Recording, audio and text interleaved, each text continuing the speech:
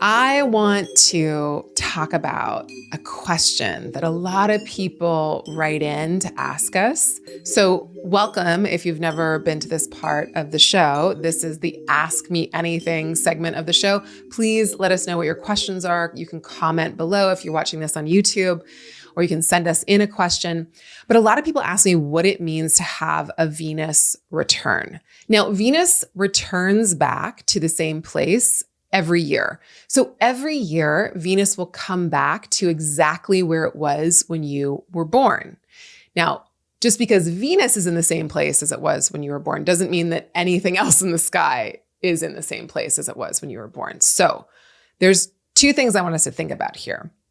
When you have a Venus return, which again, you have every year, it's kind of like a Venus birthday. And a lot of astrologers use this as its own kind of chart. Like there's a lot of work you can do just studying your Venus, what phase it was in, like was it pre-retrograde, retrograde, post-retrograde? Was it happening in a year where there was no retrograde? That's all important. What was the speed of the Venus? Obviously, what sign is it in? What house is it in? But there's a way in which astrologers can look at the chart of your Venus return. Some people do that. I personally don't, because there's so many other things that I'm usually preoccupied looking at. But this is the thing. When you have a Venus return, which again, you have every year, and it's just usually, unless it's a retrograde that year, it's usually just for like a couple of days. I usually find that all of my Venusian issues and gifts are very heightened. So because it's a planet of pleasure and love and connection, it's generally regarded as a good thing, right? Having your Venus come back to where it was when you were born is like a reunion or an affirmation of beauty and love and creative energy in your life. But also the issues that we have, the relationship issues and our intimacy stuff, and our feelings of, am I worth or worthy of being connected to and having a relationship? And if I ever will, meet someone who will blah, blah, blah, blah, blah, all those things. I think all that stuff also has a possibility of coming up. If it's issues about friendships, if it's issues about romantic partnerships, if it's issues about professional relationships or vocational relationships, or any other kind of relationship that you're hoping to bring into your life, if you're really struggling through something, your Venus return, I think, will magnify all of that. But not just to like drag you or troll you or harass you, to help you. It's to help you locate what the thing is. And because Venus is the planet of connection, we always want to look at the other side of it, right? We want to look at the side of Venus that tells us about loneliness and isolation. Because if we think of Venus as the myth of Inanna and Ereshkigal, the planet Venus was associated with that myth in the ancient world in Sumer, then Ereshkigal was the sister, the dark side or the other side, the unconscious side of Inanna, that was alone in the underworld and moaning in pain and deeply in need of someone to come and witness her. And she calls on her sister and brings her down into the underworld, into her place of loneliness and isolation. And it's through that call that Ereshkigal finally gets witnessed and finally gets that experience of being told that her pain is real. And that changes everything in the myth. So I think that when we have a Venus return, yes, go have fun, buy yourself some flowers, get your hair done, refurbish something, like bejewel, bedazzle, do something that helps you to feel gorgeous and delight in art and in creativity and in friendships and in everything that is joyful and pleasurable. But I think it's also a beautiful invitation to say, what part of me felt alone or still feels alone?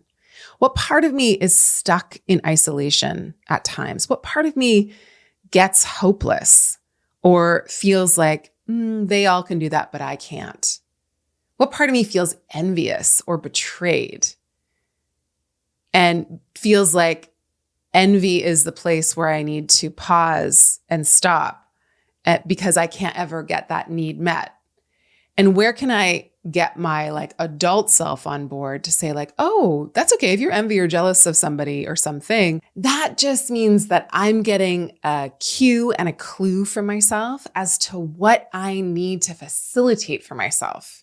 It's good if I feel envy or jealousy. It's not good if I stay there. It's not good if I act on that. But if I use that as information for the next thing that I need to grow in my life or grow myself into so that I can receive in my life, that's a gift. If I feel lonely, if I feel isolated, that is real. That is obviously an epidemic. And that means that is information that I need to take seriously. And I need to like make some plans. I need to volunteer. I need to call my friends. I need to make a dinner date. I need to go to this thing I was invited to, even though I'm a fraidy cat and I don't want to do it and I'd rather just stay home. But if I really don't want to feel isolated, I need to make an effort to get out into the world and be like, hey world, I'm here, even if I feel cringe about it. So all of that can also come up during a Venus return. It teaches us how we're in relationship with ourselves, with our life, and with everybody else in it, as well as our relationship with beauty and art and pleasure. And it's really hard to feel pleasure when we feel alone. And it's really important for us to cultivate connection in our life for all the reasons. I mean, it's part of the reason why the world is in the state that it's in, because we've been sold a lie by capitalism that we are individuals and we have lost our ability to understand ourselves in context of a whole host of people, of our communities, right? We're taught to think of ourselves as singular, but we aren't. Nothing in nature is singular. Everything in nature is interconnected. We know this. Every time we study a new thing in nature, we're like, wow, all the trees are talking to each other and they're exchanging chemicals to warn each other about this incoming invasive species. And all the fungi are talking to each other and all the mammals. Everything is talking. Everything exists within a full and complex ecosystem. We are no different. We've been sold a lie that we're different. And so again, when you get your Venus return or when you experience a Venus return, it's such a beautiful moment to remember that and to be like, whew, it's hard to detangle myself from that myth because the whole world is structured basically to remind me or to make me think or to make me buy into the delusion of being separate, but I'm not. So what action can I take to reaffirm my interconnectivity? All right, y'all. Keep writing in your questions.